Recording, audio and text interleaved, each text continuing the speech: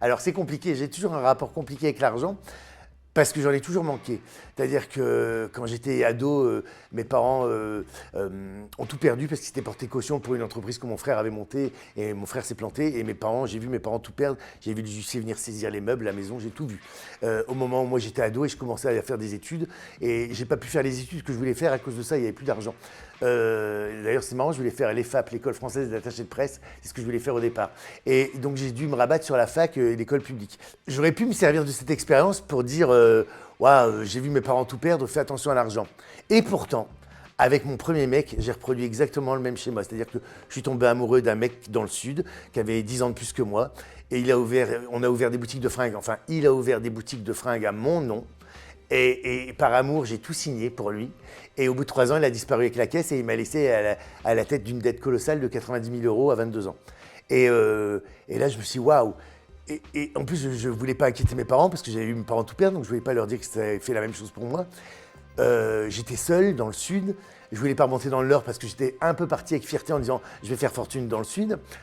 Les résultats, je suis remonté célibataire et criblé de dettes.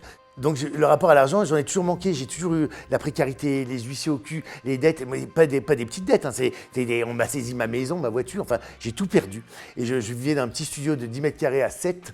Et c'est les commerçants qui étaient autour du magasin que j'avais. Je te raconte l'histoire de Sarah, on dirait Sarah, princesse déchue. Hein.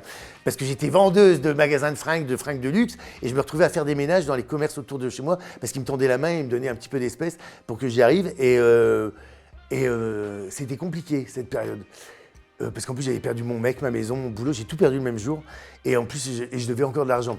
Et pendant les 10 années qu'on suivit, même quand j'ai réussi à retomber sur mes pattes et à rentrer Air France, parce que j'ai fait quelque chose de ma vie après, mais j'avais une saisie arrêt sur mon salaire. Pendant 10 ans, 30% de ce que je gagnais était prélevé pour rembourser les dettes d'un mec que je ne voyais plus, avec qui j'ai été resté 3 ans de ma vie. J'ai payé 10 ans pour 3 ans de même pas d'amour. Il y a eu 1 an d'amour et 2 ans d'escroquerie. Voilà, mais après en fait, il faut rebondir.